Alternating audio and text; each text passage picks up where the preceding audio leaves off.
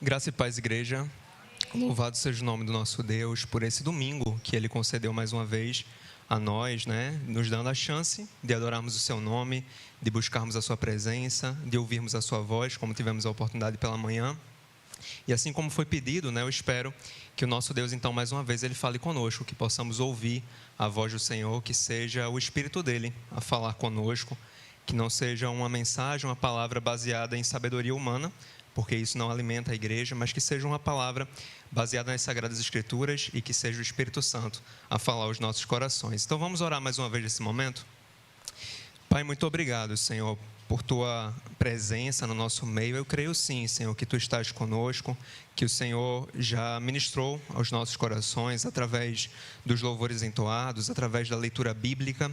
E eu te peço, Senhor, que mais uma vez o Teu Espírito, a Tua presença esteja aqui falando aos nossos corações, porque nós precisamos ouvir a Tua voz, Senhor. Então nos dá sabedoria, nos dá discernimento, nos ensina para que possamos colocar em prática aquilo que o Senhor mesmo tem nos ensinado, Senhor, domingo após domingo. Eu te peço, Senhor, para que a nossa atenção, nosso foco esteja na Tua palavra, que possamos valorizá-la e que no nome de Jesus, Senhor, não venha a se perder de modo algum, mas que possa servir, Senhor, para a nossa edificação, nos fortalecer, ó Deus, espiritualmente, para que possamos resistir dia após dia na nossa caminhada e nos prepararmos e nos fortalecermos até o dia da volta de Jesus Cristo. Muito obrigado, Senhor, por este culto e por esse dia de domingo até aqui. Que no nome de Jesus o Senhor permaneça na condução, na direção de todas as coisas e que somente o Teu nome, Senhor, seja glorificado e exaltado. Te peço misericórdia, Senhor, por minha vida, que Tu me capacites, Senhor, e traga sobre mim um revestimento da Tua parte, Senhor. A glória é somente Tua, Senhor, o poder vem somente de Ti. Então faz, Senhor, a Tua vontade. Eu me disponho para fazer, então, a Tua obra. Me ajuda. No nome de Jesus. Amém.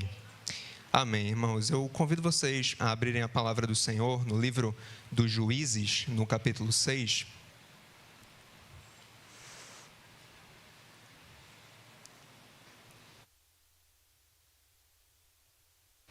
Livro dos Juízes, no capítulo 6. Dentro desse capítulo, irmãos, na versão bíblica que eu tenho em mãos, tem um bloco aí, do versículo 11 até o 24. O título desse bloco é O Chamamento de Gideão. Na versão Almeida Revista Atualizada, que eu estou utilizando aqui, esse é o título do bloco. Nós não vamos ler o bloco completo, eu só vou ler com vocês os primeiros versículos desse bloco, eles já serão suficientes para a compreensão da mensagem. Mas antes de ler, irmãos, esse texto, eu gostaria de apresentar um pano de fundo, uma contextualização desse período histórico do povo de Israel. E, engraçado, no próprio livro dos Juízes, lá no capítulo 2, do versículo 16 ao 19, se vocês quiserem acompanhar, existem alguns versículos que resumem muito bem esse período da história de Israel.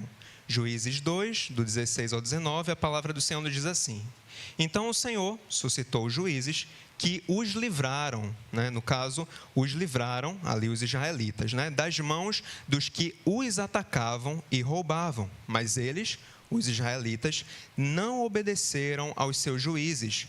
Pelo contrário, se prostituíram com outros deuses e os adoraram. Depressa se desviaram do caminho por onde andaram seus pais na obediência aos mandamentos do Senhor, e não fizeram como eles. Quando o Senhor lhes suscitava juízes, o Senhor estava com o juiz e os livrava das mãos dos seus inimigos todos os dias daquele juiz, porque o Senhor se compadecia deles ante os seus gemidos, por causa dos que os afligiam e oprimiam. Mas, quando o juiz morria, eles voltavam a viver como antes e se tornavam piores do que os seus pais, seguindo outros deuses, servindo-os e adorando-os.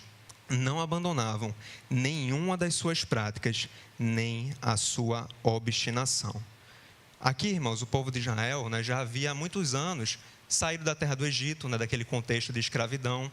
Nós sabemos, Deus libertou o povo com as 10 pragas que Ele enviou sobre o Egito. Eles haviam peregrinado 40 anos no deserto, eles haviam chegado até a terra de Canaã, a terra prometida, e ali eles foram conquistando os territórios, vencendo ali cidades e povos que viviam ali naquela terra se estabeleceram ali. E os anos foram passando, as gerações foram passando, e a palavra do Senhor diz que eles estavam reincidindo, então, em um pecado específico, a idolatria, né? Que foi uma marca não só do livro dos Juízes, mas eu me arrisco a dizer de praticamente todo o Antigo Testamento, né? Uma marca que acompanhou ali o povo de Israel. Eles reincidiam, então, nesse pecado, algo que Deus já havia dito desde o Monte Sinai, que eles não deveriam fazer, né? Quando Deus entrega ali as tábuas da lei para Moisés, um dos mandamentos seria justamente esse: não ter outro Deus, né, diante do Senhor, não tenhais outros deuses diante de mim. E Israel havia feito esse pacto com o Senhor, essa aliança com o Senhor, e eles estavam então desobedecendo. E aí o que acontece é que, ao pecarem, né, ao caírem nesse pecado da idolatria, o Senhor ele trazia uma consequência. Vinha uma nação estrangeira, uma nação inimiga, oprimia, subjugava o povo de Israel, e eles passavam ali por um período de sofrimento. Eles se arrependiam no sofrimento, confessavam o pecado, Deus, por misericórdia, enviava um juiz que os libertava. E quando isso acontecia, eles passavam a servir ao Senhor, mas passava-se o tempo, o juiz morria, eles voltaram a praticar o pecado, e a palavra diz, ainda pior do que antes. Então esse era o contexto, né? Isso se repetia ali geração após geração. Nos dias de Gideão, né, que é o texto que nós vamos ler aqui, Israel sofria havia 7 anos sob a opressão de 3 povos. O primeiro deles seriam os midianitas, né? Os midianitas, irmãos, eles eram descendentes de Abraão também, né? Então, quando Sara morre, Abraão ele tem uma outra mulher, e um dos filhos que ele tem com ela dá origem, então, aos midianitas. É justamente ali na terra de Midian, onde Moisés ele fica, né, quando ele foge do Egito e ele vai para o deserto, ele fica na terra de Midian. Então, os midianitas, ao que nos parece, eles eram os principais opositores, os principais antagonistas de Israel nesse período, porque o texto, ele ressalta mais os midianitas, né, como os grandes inimigos, como os grandes adversários. Um outro povo que é mencionado aqui, que também oprimia Israel nesse período, eram os amalequitas, que também já eram ali velhos conhecidos do povo de Israel. Não sei se os irmãos se recordam, logo depois que Israel atravessa o Mar Vermelho, um povo inimigo vem e ataca o povo de Israel, né? A primeira batalha que eles enfrentam depois de atravessarem o mar eram os amalequitas ali. Então, desde aquele tempo, os amalequitas eles já eram ali adversários, né, inimigos do povo de Israel. E a palavra também menciona, né, que haviam também povos do Oriente, talvez árabes, né, que ali também causavam estrago e prejuízo na terra de Israel, né? Então, esses 3 povos, possivelmente trabalhando inclusive em conjunto, né, os 3, para destruir, para subjugar o povo de Israel. Para termos uma noção, irmãos, do poderio do inimigo, em Juízes, capítulo 7, versículo 12, está escrito assim: os midianitas, os amalequitas e todos os povos do Oriente cobriam o vale como uma nuvem de gafanhotos.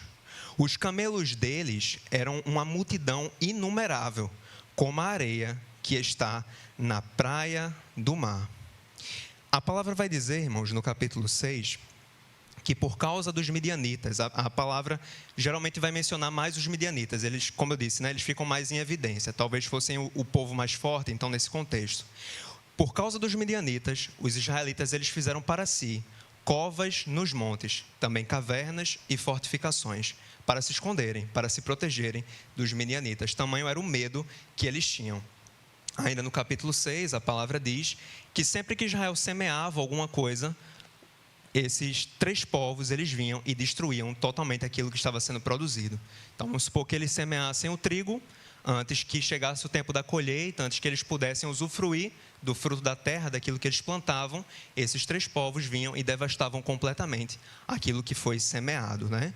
E isso trazia fome, trazia miséria sobre o povo de Israel. Além disso, eles ainda saqueavam ali os animais, né? As ovelhas, os bois, os jumentos, os animais que o povo de Israel tinha. E numa sociedade rural, né, onde eles tinham ali a agricultura e pecuária como base, ali da sua sobrevivência, da sua existência, isso era uma grande calamidade, era um cenário de miséria, de pobreza mesmo. Porque eles se alimentavam disso, né, daquilo que eles produziam da terra, daquilo que eles criavam, né, os seus animais, aquilo que eles criavam, que inclusive os animais serviam até para outros propósitos, né, para transporte, para carregar coisas, até serviam ali para trabalhar o solo, para a plantação. Então, assim, eles estavam perdendo os meios que eles tinham para sobreviver por conta da opressão dos midianitas. E aí, irmãos, diante desse contexto, vamos iniciar a leitura a partir do versículo 11, e a palavra do Senhor nos diz assim: Então veio o anjo do Senhor e assentou-se debaixo do carvalho que está em Ofra, que pertencia a Joás, a Biezrita. E Gideão, seu filho, estava malhando o trigo no lagar para o pôr a salvo dos midianitas. Irmãos, aqui é apresentado, né, o anjo do Senhor, que, como nós já falamos, né, tanto eu quanto outros pregadores aqui, em outras ministrações, esse anjo do Senhor que aparece no Antigo Testamento, na minha versão, inclusive, com a letra E maiúscula, né, ele não se trata de um anjo comum, né, então, não é como o anjo Gabriel, que anunciou o nascimento de Jesus, o nascimento de João Batista, um anjo mensageiro, né? Esse anjo ele tem algumas características, algumas particularidades que fazem com que acredite-se que seria então uma teofania, ou seja, uma manifestação do próprio Deus, ou uma cristofania, uma manifestação do próprio Cristo antes da sua encarnação. Porque esse anjo aqui, irmãos, ele, como eu disse, tem particularidades. Lá no mesmo texto, aqui no capítulo 6, lá no versículo 17 até o 21, nós não vamos ler, mas é dito ali que Gideão ele ofereceu uma oferta para aquele anjo, e o anjo recebeu. O que não seria uma coisa comum, as ofertas elas eram oferecidas a Deus, né? O Senhor recebia as ofertas. Lá no livro do Apocalipse, quando o apóstolo João ele tem a visão do Apocalipse, é dito que ele se prostra diante do anjo que revelou aquilo a ele. E o anjo repreende, diz, não, eu sou um servo como você. O anjo não aceita aquela honraria, mas aqui o anjo do Senhor ele recebe. Então não se tratava certamente de um anjo comum. E nós vamos ver também mais à frente algumas outras coisas que chamam a atenção aqui. É dito também, irmãos, nesse texto, que Gideão, quando ele percebeu, né, diante de quem ele estava, ele ficou atemorizado. No versículo 22 diz assim: viu Gideão que era o anjo do Senhor e disse: ai de mim, Senhor Deus, pois vi o anjo do Senhor face a face. Então ele teme ali por sua própria vida. E no versículo 23, o Senhor diz para ele: não temas, não morrerás. Ele temeu quando ele reconheceu perante quem ele estava. Vamos falar agora um pouquinho sobre Gideão. Gideão, irmãos, ele era o filho de um homem chamado Joás, e ele pertencia à tribo de Manassés, né, uma das 12 tribos de Israel. Ele também pertencia a um clã chamado o clã de Abiezer. Basicamente, irmãos, assim, simplificando, a tribo de Manassés seria um grande grupo familiar, e o clã de Abiezer seria um grupo familiar menor. Deu para entender, né? Eu acredito. O patriarca Manassés, ele deu origem a uma grande tribo, onde tinham ali várias famílias, e dentro dessas famílias havia uma, que era a família de Gideão, a família de Abiezer, né? Do qual Gideão, ele descendia. E essa família residia na cidade de Ofra. E é dito, irmãos, que Gideão ele estava malhando o trigo em um lagar. Malhar o trigo é basicamente separar aquilo que vai se consumir daquilo que vai ser descartado, né? Ele estava fazendo esse trabalho. Mais ou menos quando se compra o milho, né, e separa aquilo que vai ser consumido daquilo que vai ser descartado. Só que o curioso é que ele estava fazendo isso em um lugar impróprio, né? Ele estava utilizando ali um lagar para malhar o trigo. Isso não é comum, isso não é correto, né? Geralmente o lagar, ele era um recipiente ali esculpido em rocha e era usado para pisar uvas, era usado na fabricação, na produção de vinho. E Gideão ele estava usando aquilo para malhar o trigo. Então esse não era o usual, né? Não era o uso correto disso. Mas o próprio texto explica por que ele fez isso. Ele fez isso para pôr o trigo a salvo dos midianitas. Ele estava escondendo o trigo, por isso que ele usou esse meio, né? Ali para proteger ali aquilo que sua família havia produzido, né? Então, tamanho era o medo, né, que eles tinham ali dos midianitas e de perder aquilo que eles produziam.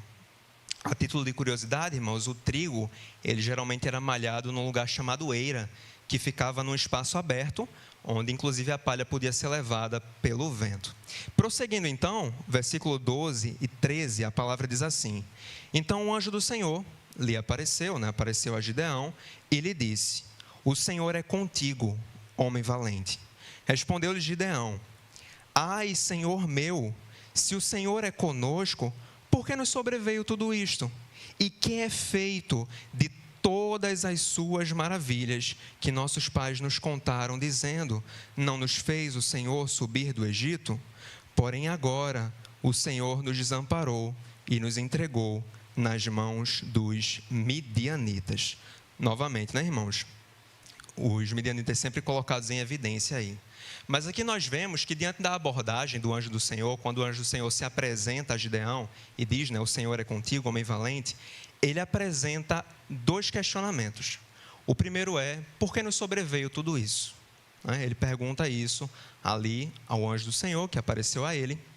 E essa pergunta, ela abrange muita coisa, né? Então, assim, certamente ele se referia com essa pergunta, por que nós estamos sofrendo sobre a opressão desses povos, que estão invadindo a nossa terra, tomando aquilo que nós produzimos, deixando a terra nesse cenário de miséria, de pobreza, Certamente a pergunta dele incluía isso, todo o sofrimento que Israel estava enfrentando, quando ele perguntou por que nos sobreveio tudo isso. E a segunda pergunta que ele faz, parafraseando aqui, ele pergunta em onde estão os milagres de que nossos antepassados nos contaram.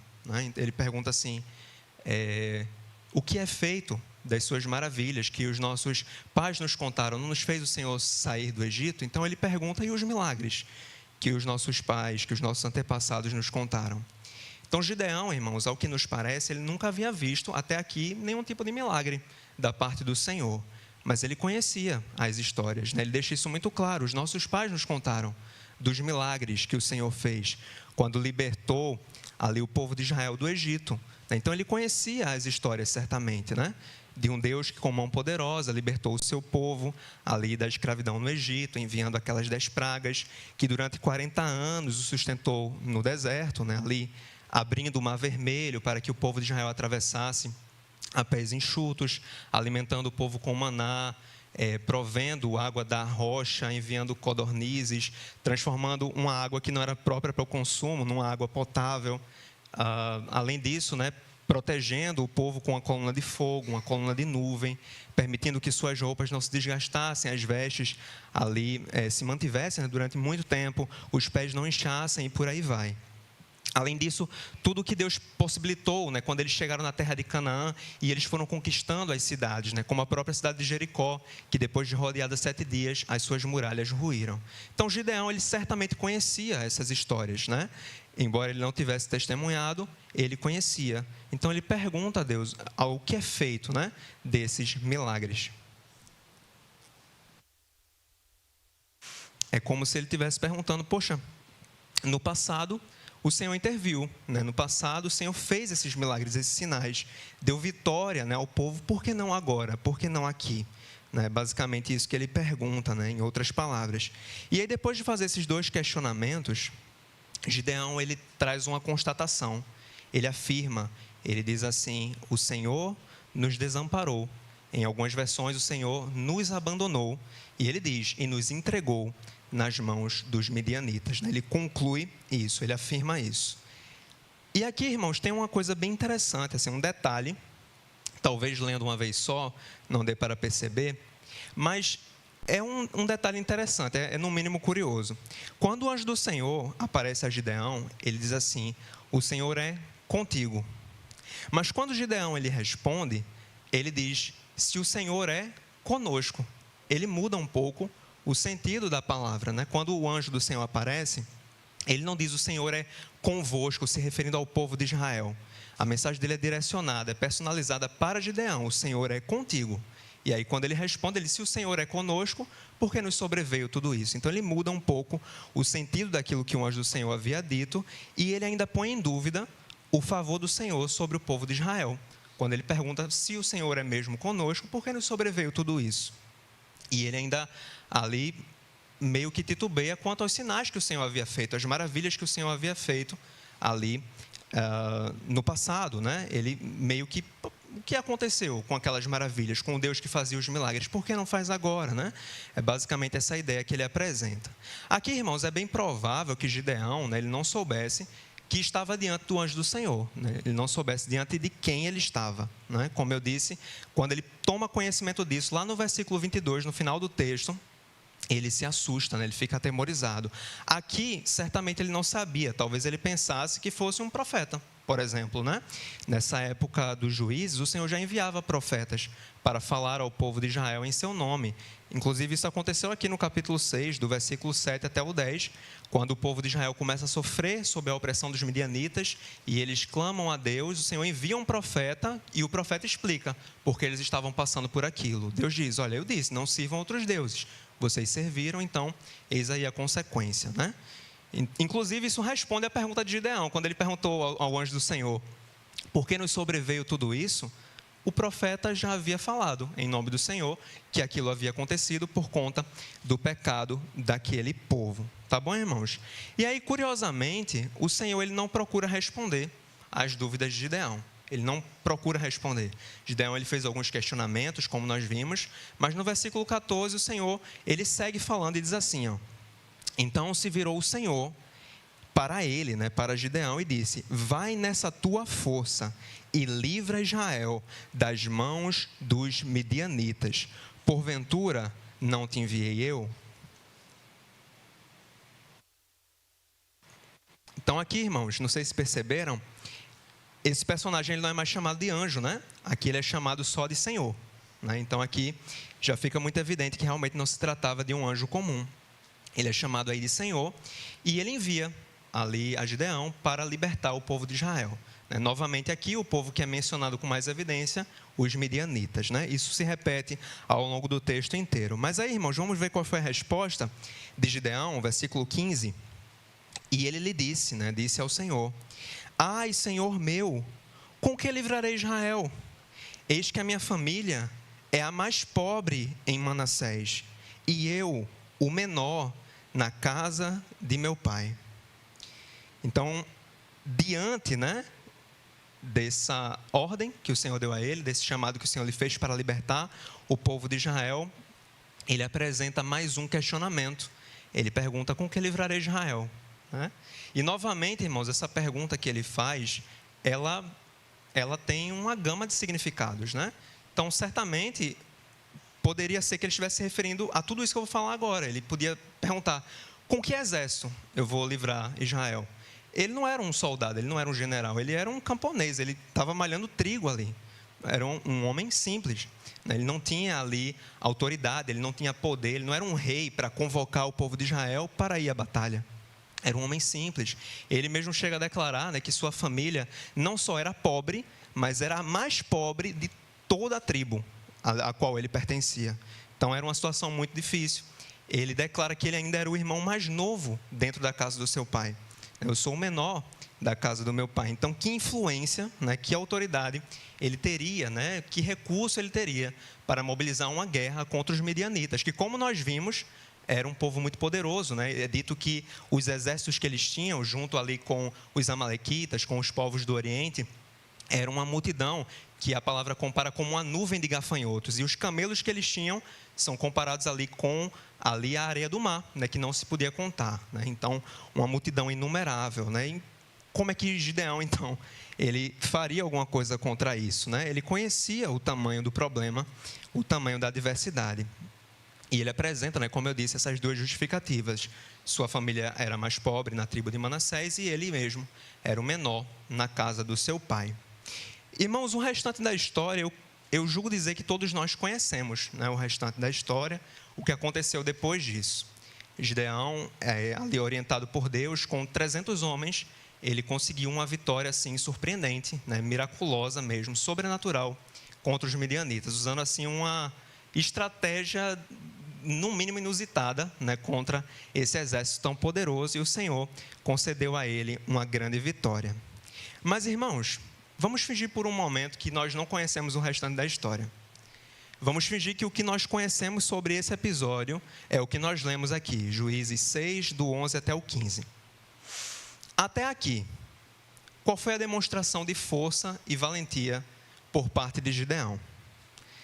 Eu convido vocês a me mostrarem, a encontrarem no texto algum sinal de força e valentia.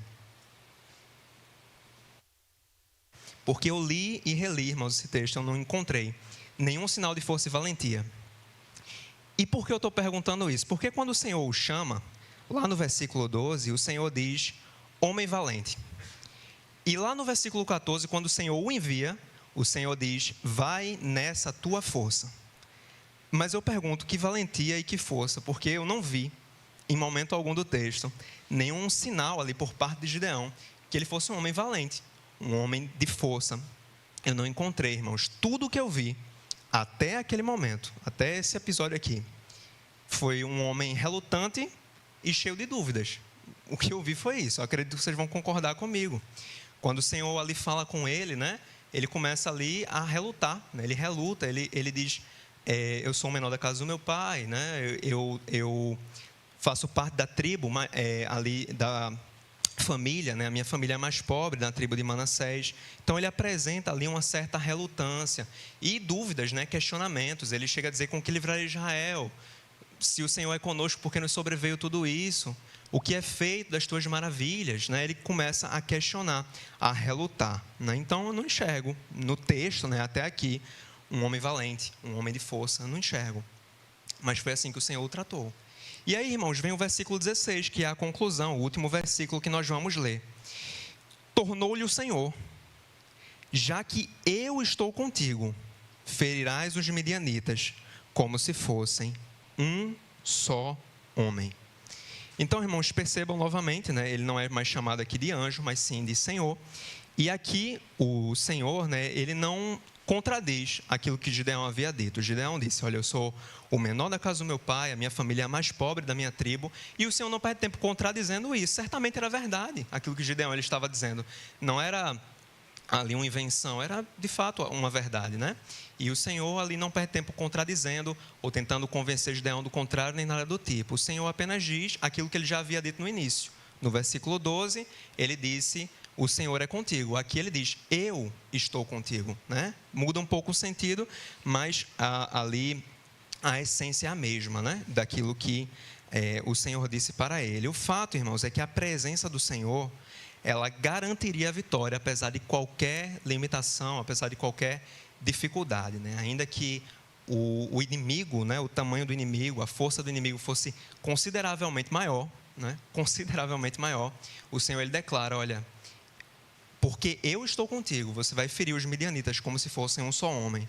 Não são uma multidão incontável, eu vou fazer com que pareçam apenas um. Vai ser fácil vencer, porque eu estou contigo. E aí, irmãos, antes de tratarmos sobre o tema central, né, dessa mensagem, eu gostaria só de apresentar duas breves reflexões baseadas, então, nesse texto, né? A primeira reflexão que eu aprendo, olhando para esse texto, é que o Senhor, ele nos envia para libertar, né? Gideão, como nós vimos, ele foi escolhido por Deus para libertar o povo de Israel, que sofria, né, que padecia ali nas mãos dos midianitas havia já 7 anos, né, e outros povos também que ali estavam causando um grande sofrimento ao povo. Gideão ele foi enviado para libertar. A igreja do Senhor, ela já foi liberta do pecado, né? Nós sabemos disso, por meio do sangue de Jesus Cristo, nós fomos libertos do jugo da escravidão, do pecado, nós fomos libertos da condenação eterna, né, que nos estava reservada. O nosso destino final, né, seria realmente o inferno, a condenação, a perdição. Mas Deus ele interveio, né, nessa história e ele enviou o seu Filho, o seu unigênito, que por meio da sua cruz nos livrou, né, então, do jugo da escravidão, do pecado. Nós já fomos libertos, a igreja do Senhor já foi liberta. Mas nós recebemos do Senhor uma missão, um chamado, e esse chamado é libertar outros, né? Nós somos chamados e enviados para aqueles que ainda estão no mundo, que ainda estão ali subjugados por essa escravidão, a escravidão do pecado, que ainda estão sob a opressão de um inimigo, que são aqueles que não conhecem ainda Jesus Cristo. Nós fomos chamados e enviados para isso. O próprio Cristo, ele comissiona a sua igreja, os seus discípulos, isso pouco antes de ele subir aos céus, pouco antes da sua ascensão, ele já havia ressuscitado, e ele diz, nós conhecemos esse texto, ide por todo o mundo e pregai o evangelho a toda criatura. Então nós somos enviados para libertar. A segunda reflexão, irmãos, que eu aprendo, olhando para esse texto, é que o Senhor, ele estará com aqueles a quem ele chama.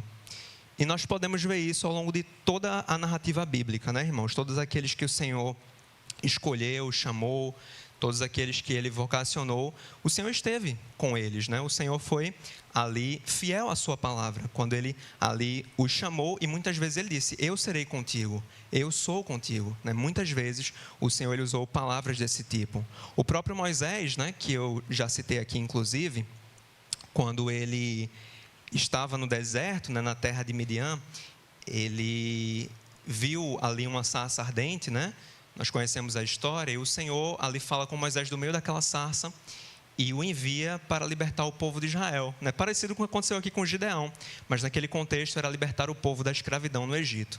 E Moisés, ele reluta muito para aceitar esse chamado, ele não queria ir de jeito nenhum. E o Senhor insiste com ele, eu serei contigo, o Senhor garante, eu serei com a tua boca, eu vou te ensinar aquilo que você vai falar, Arão vai com você e tudo mais.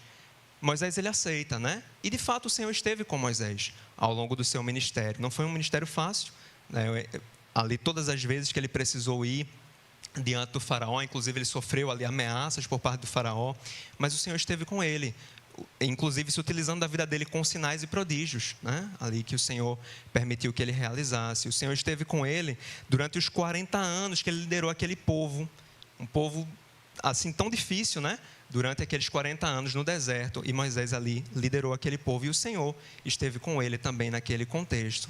O Senhor esteve com Gideão aqui, como eu disse, que com um número ridiculamente inferior de soldados, ele conseguiu então vencer um exército muito numeroso. O Senhor esteve com ele, como garantiu que estaria.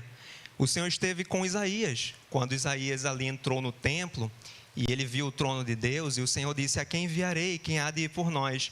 E Isaías, ele prontamente respondeu, eis-me aqui, envia-me a mim. E o Senhor esteve com Isaías durante todo o seu ministério profético, O Senhor esteve com ele. Com Jeremias, que também relutou muito no momento do seu chamado, Jeremias, quando ele ouviu as palavras do Senhor, ele lamentou,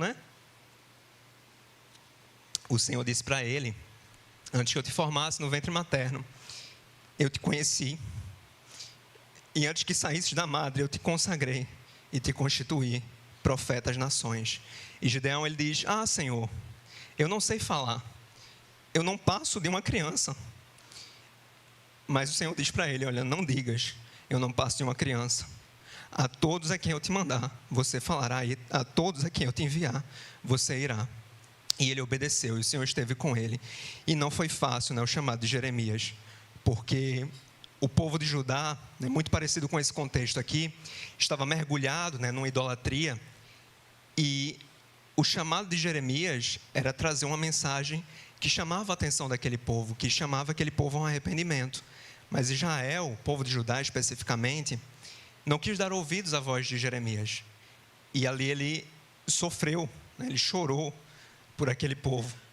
E ele foi perseguido por sua mensagem. Jeremias, ele chega a ser preso, ele chega a ser jogado dentro de uma cisterna por conta da sua pregação.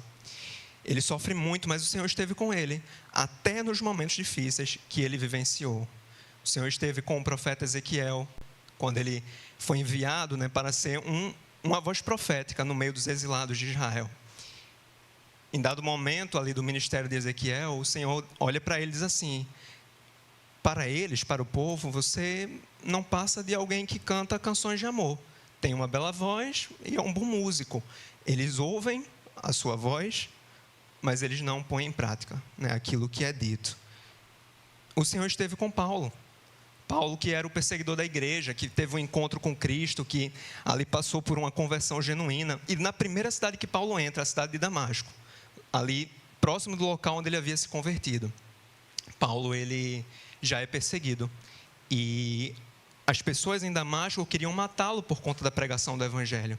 E Paulo, ele precisa sair daquela cidade por cima do muro. Ele não consegue nem sair pelo portão da cidade, porque havia uma trama para matá-lo ali mesmo, logo no início do seu ministério. E ao longo da sua caminhada, Paulo foi apedrejado, ele foi açoitado, ele foi preso muitas vezes por conta da pregação do evangelho. Mas em todo o tempo, o Senhor esteve com Paulo, né? O próprio Paulo, ele escreveu ali em uma de suas cartas: eu sei em quem eu tenho crido, apesar de todo o sofrimento que ele vivenciava. O Senhor, irmãos, ele também garantiu que estará com a sua igreja. Ele também garantiu que estará com os seus discípulos. No mesmo contexto em que ele disse: ide por todo o mundo, ali, logo após a sua ressurreição, pouco antes de ele subir aos céus, ele declarou: e eis que estou convosco todos os dias, até a consumação do século. Isso significa, irmãos, que ele estará conosco nos dias bons, né? Mas também estará conosco nos dias difíceis. Ele estará conosco quando vencermos e quando perdermos, né? Nas conquistas, nas vitórias, nas realizações dos sonhos, mas também quando tudo der errado. Quando houver perda, quando houver ali luto, quando houver sofrimento, quando houver ali choro, quando houver lutas, quando houver guerras, desertos nas nossas vidas. O Senhor estará conosco todos os dias, nos dias bons, nos dias maus, nos dias difíceis. Isaías 43, do 2 ao 3, diz assim: quando passares pelas águas, eu serei contigo. Quando pelos rios, eles não te submergirão. Quando passares pelo fogo, não te queimarás, nem a chama arderá em ti, porque eu sou o Senhor teu Deus, o Santo de Israel, o teu Salvador. E aí, como eu disse, irmãos, seriam duas reflexões antes de entrarmos no tema principal. E o tema principal, a última reflexão é a seguinte: o Senhor escolhe o pequeno. E eu quero dizer que o Senhor escolhe o pequeno em dois sentidos. O primeiro deles, ele escolhe o pequeno para um chamado específico. O Senhor pode levantar uma pessoa improvável para cumprir uma obra grandiosa. Foi o caso de Gideão aqui. Ele pode fazer isso nos nossos dias também. Escolher alguém que ninguém espera, ninguém dá muito valor, ninguém ali atribui muita confiança, mas escolher alguém para fazer uma obra gigantesca, como, por exemplo, ser enviado para um país onde há perseguição ao evangelho, e essa pessoa ser enviada como missionário e ali, por meio da sua pregação, por meio do evangelho, conseguir alcançar vidas, fundar igrejas e por aí vai. Uma grande obra, né? Espiritualmente falando, e ali uma escolha improvável, alguém ali que não se dava tanto valor. O Senhor pode fazer isso, mas Ele também escolhe o pequeno num outro sentido. Ele escolhe o pequeno no âmbito da salvação em Cristo Jesus. Porque, irmãos, sinceramente, né? O que é que Cristo viu em nós que nos levou a nos amar a ponto de morrer para nos resgatar? Lembram que eu pedi para vocês olharem no texto e procurarem algum sinal de valentia e força em Gideão? Eu acredito que ninguém encontrou, né? Aí no texto, algum sinal da valentia, da força que o Senhor disse que enxergou nele. Seria a mesma coisa conosco, irmãos. Se Cristo tivesse que procurar em nós alguma virtude, algum merecimento, alguma característica que valesse a pena ser salva, eu creio que Ele não encontraria. Porque a própria palavra do Senhor diz, né, o apóstolo Paulo escreveu, que todos pecaram e destituídos estão da glória de Deus. Ele até chega a dizer, olha, todos se desviaram, todos se fizeram inúteis. Algo inútil, irmãos, não pode ter ali características boas, não pode ter virtude. É inútil, é algo que não serve para nada. O apóstolo Paulo, ele, em outro texto, ele até chega a ser, vamos dizer assim, mais intenso nessa colocação, quando ele diz que nós estávamos mortos nos nossos delitos e pecados. Um morto, irmãos, ele não pode ter virtudes. Quando alguém olha para um morto, diz assim: era uma pessoa tão boa, era uma pessoa alegre, era uma pessoa inteligente, tudo no passado, porque já foi. Essas boas características, essas virtudes se perderam, passaram. Então, quando você olha para um morto, ele não pode ter ali características que valessem a pena serem salvas, né? Mas o Senhor, é dito, né, na palavra do Senhor, que o Senhor nos deu vida juntamente com Cristo. Nós estávamos mortos nos nossos delitos e pecados, mas o Senhor nos deu vida juntamente com Cristo. Então, irmãos, Ele escolheu aqueles que são pequenos, aqueles que são frágeis, aqueles que não tinham nenhum tipo de valor, e esses somos nós, né? De fato, nós não mereceríamos, não merecemos, jamais mereceremos a graça do Senhor que nos foi concedida. Gideão, ele foi uma escolha improvável, né? Como eu disse, ele era um jovem, ele era pobre, mas o Senhor o escolheu para uma grande obra, para libertar o seu povo ali de um grande sofrimento. Irmãos, eu quero dizer também que a nossa juventude, ou a nossa pobreza, ou qualquer outro empecilho que possa ali passar pela nossa mente, não são ali, na verdade, empecilhos para obedecermos à vontade do Senhor. Talvez enxerguemos em nós mesmos limitações, né? Dificuldades para fazer ali a sua obra, para atender o seu chamado. Mas eu quero dizer que o Senhor ele não considera isso. Gideão ele apresentou desculpas, ele apresentou ali justificativas. Mas o que importava era que o Senhor estava com ele, e não as suas limitações, e não as suas dificuldades. Interessante que lá em 1 Timóteo, capítulo 4, versículo 12... O apóstolo Paulo ele dá um conselho para o seu filho na fé, Timóteo, que era um jovem que havia assumido um ministério pastoral. E Paulo diz para ele: ninguém o despreze por você ser jovem.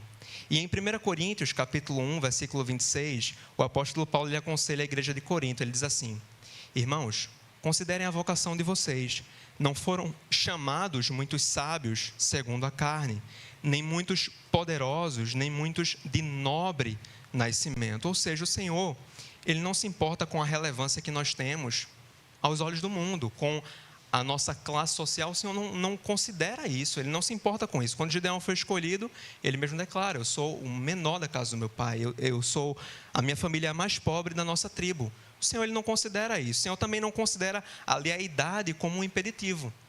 O próprio profeta Samuel, ele foi chamado por Deus, ele ouviu a voz do Senhor quando ele ainda era uma criança, e ele serviu ao Senhor até a sua velhice. Mas Abraão foi diferente. Abraão foi chamado por Deus já tendo uma idade avançada, e o Senhor o escolheu para ser um patriarca, para ser ali o pai de muitas nações, né, como nós sabemos. E por meio de Abraão veio Isaac, Jacó, todos os filhos de Israel, até chegar em Jesus, né? Ele também foi escolhido para um grande chamado, mesmo tendo ali uma idade avançada.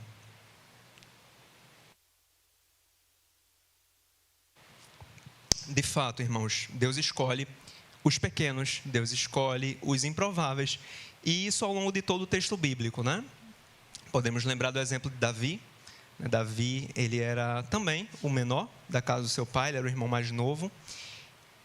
Davi, ele sequer era enviado para as guerras quando Israel se envolvia em algum conflito. Os seus irmãos mais velhos iam, Davi ficava em casa cuidando das ovelhas. O máximo que ele fazia era ir até o campo de batalha para levar suprimento, né, comida para os irmãos e trazer informação para os pais, né? Ele fazia esse trabalho, mas foi Davi que o Senhor escolheu para ser o rei de Israel. O próprio Eliseu, ele cuidava de juntas de boi. E certo dia, o maior profeta do Antigo Testamento, Elias, chegou em Eliseu e colocou uma capa sobre ele. E a palavra diz que Eliseu ele entendeu, né, aquilo que estava acontecendo. Ele se despediu de seus pais e ele passou a seguir Elias. Elias estava chamando ele para ser um discípulo, para ser um dos seus seguidores. Mas a origem de Eliseu foi muito simples. Ele era um homem que cuidava de bois, né? E ele foi chamado para ser ali um profeta para o povo de Israel. O próprio Amós, né? Amós ele também foi um profeta, e quando ele começa a pregar a palavra, algumas pessoas vêm questioná-lo. E aí Amós ele diz assim: olha, eu não sou um profeta, eu nem sou discípulo de profeta, eu cuido de bois e eu colho sicômoros, mas o Senhor me enviou e eu obedeci. Basicamente, ele nem se considera um profeta, mas o Senhor ali usou poderosamente. João Batista, que foi ali um homem muito simples, né, que vivia de uma forma muito rústica, né? Ele vivia no deserto, comia gafanhotos, mel silvestre, usava vestes ali com pelo de camelo, um cinto de couro. Mas o Senhor usou João Batista de uma forma também muito poderosa, quando o escolheu para ser, como nós gostamos de dizer, o precursor de Jesus, o arauto de Jesus, aquele que prepararia o caminho, né, para que Jesus então viesse e desse continuidade a esse ministério, né? E muitos se arrependeram, muitos foram batizados pelo chamado, pelo ministério de João Batista. É um homem também de origem muito simples. E também Pedro, né? Um dos discípulos de Jesus, que era um pescador, né? Certamente não era o mais culto dos discípulos, não era aquele que tinha a melhor oratória, a maior eloquência. Certamente ele não era, vamos dizer assim, materialmente falando, humanamente falando, o mais indicado, o mais qualificado para ouvir o que ele ouviu de Jesus. Mas Jesus disse para ele, e não para os outros discípulos: apacenta as minhas ovelhas. Foi Pedro que ouviu isso. Talvez, se alguém olhasse de fora e dissesse: poxa, eu acho que o outro discípulo seria mais qualificado para isso, porque fala melhor, ou por aí vai. Mas o Senhor escolheu a Pedro. E quando o Espírito Santo desce, lá em Atos capítulo 2, uma grande multidão se aproxima para ver o que estava acontecendo. E é Pedro que se levanta, né? E ele quem prega. E milhares se convertem, milhares são batizados. Isso mostra que o Senhor escolheu corretamente, né? Mesmo que Pedro fosse também uma escolha improvável, né? E talvez, irmãos, nós tenhamos a percepção que temos pouco ou nada para oferecer ao Senhor. Talvez tenhamos essa percepção. Da mesma forma que Gideão, esse jovem, como eu já falei tantas vezes, pobre,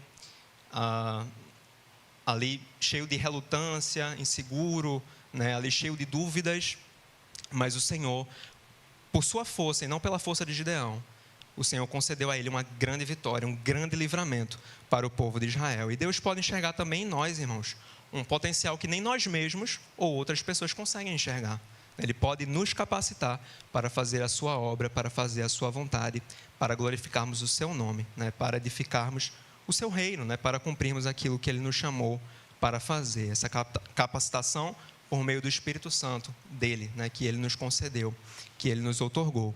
Então, irmãos, basicamente é isso, né? Recapitulando os 3 pontos que nós vimos aqui: o Senhor nos envia para libertar, a igreja do Senhor foi liberta do pecado e a nossa missão é libertar outros por meio da pregação do Evangelho.